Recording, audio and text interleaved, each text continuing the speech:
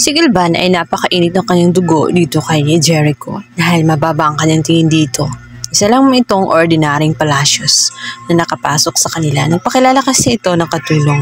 Kaya naman kine-question niya kung bakit pa siya sasama. Ano daw ang kanyang pinagmamalaki ang pagiging tanod niya. Medyo napahiya si Jericho. Ngunit kahit ganun ang kanyang mga narinig ay hindi nanlaki ang kanyang mga boses. Talagang napaka-humble nito. Ngunit sa pagkakataong yun ay mapapahiya pala itong si Gilvan dahil may matutuklasan siya.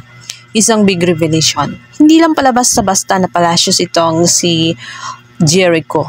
Dahil napag-alaman ni Sergeant Royales na si Jericho pala ay isang army at hindi lang basta-basta sapagkat siya ay scout ranger. May kakayahan siya sa pag-rescue at marami na siyang experience kung kaya't okay na isama siya dahil may karanasan siya.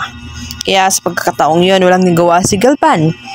Sinabi niya dito kay Jericho kung ano pa bang lihim at bakit kailangan niya magtago sa kanyang totoong katauhan. Ngunit ang tanging sagot lamang itong si Jericho ay wala siyang hangad at intensyon. Sincere siya sa kaligtasan nitong si George. Tapos talikod at umalis na nga sila. Samantala, naramdaman ni Ruth ang kahalagahan ng kanyang anak dito kay Gilvan dahil sa sinabi ni Gilvan na nagkulang siya kay Basil.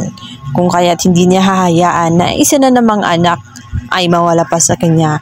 Sinabihan pa nga niya itong si Ruth na mahalin ng husto at alagaan ng husto itong si George kapag nakauwi dahil kapag ito'y nawala, wala ng chance para gawin ang mga pagkukulang kagaya lamang ng nangyari sa kanyang anak na si Basil. Bigla na lang itong naglaho at namatay na nga ito nang hindi nila inaasahan. Napakabata na. Kaya huli na ang lahat.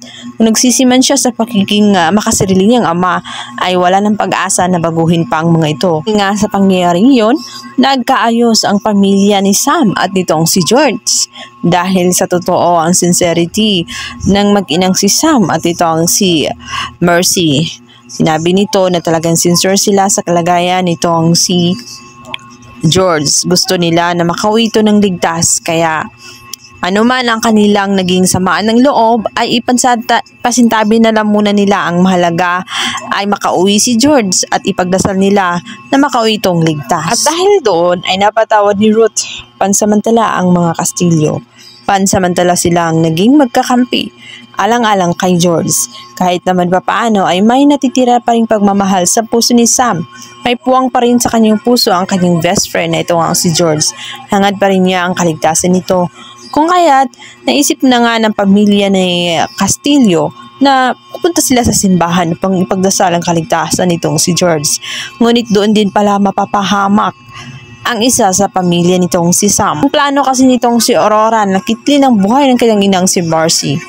Ngunit ng pagkakataong yun ay si Francis ay alerto at nakita niya na muntikan na nga itong masagasaan matapos magpaalam nga sa kanila itong si Mercy na bibili lamang ng sampagita at ito'y tumawid. Kung kaya't itong si Francis ay dalig-daling tumakbo at hinila ang kanyang ina kung kaya't siya nga ang napuruhan. Posible nga kayang tuluyang mamatay itong si Francis. Nakaligtas man siya sa cancer, ngunit sa aksidente ay tela, doon siya matityogi. Ngayon guys, pakaabangan natin kung ano ang gagawing hakbang nitong si Sam. Alam na alam niya sa kanyang sarili na walang ibang gagawa noon dahil isa lang ang may matinding galit sa kanya at kamakailan nga ay nagtalo sila ni Aurora. Kaya si Aurora ang kanyang pinagbantangan at yun agad ang kanyang isinalaysay sa mga pulis. Makakamit kaya ni Sam ang hustisya para sa kanyang kapatid na si Francis? Abangan!